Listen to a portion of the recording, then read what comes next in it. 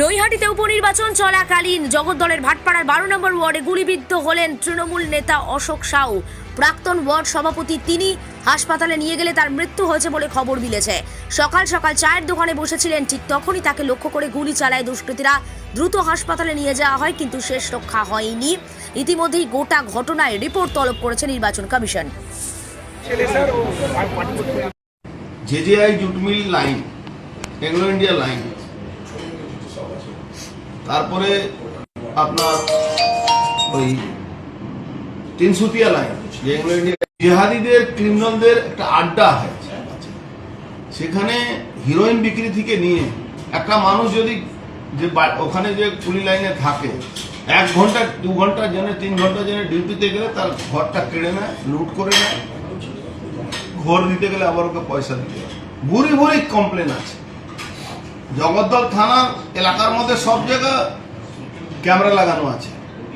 20 metre দূরে থানার সামনে মেন রোডের উপরে আমার মনে হচ্ছে থানা দুটো গাড়ি ওখানেও থাকে, যে চায়ের দোকানে, নাম করা চায়ের দোকান। তৃণমূলের অফিস আছে ওখানে, তৃণমূলের সভাপতি আছে নাকি ও। 2 বছর 1.5 বছর আগে আমার মনে হচ্ছে ওর উপরে আবার এই গুলি চলেছে, আবার অ্যাটাক হয়েছিল এই অশোক সাহের উপরে। আজকে তাকে আবার মেরেছে।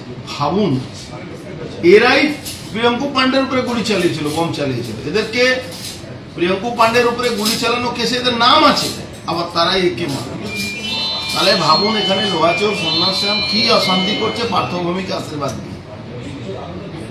পার্থভৌমিক লোহাচোর টাকা তুলে পার্থভৌমির সাথে পৌঁছায়, পার্থভৌমিক দিয়ে অভিষেক ব্যানার্জির কাছে টাকা পৌঁছায়।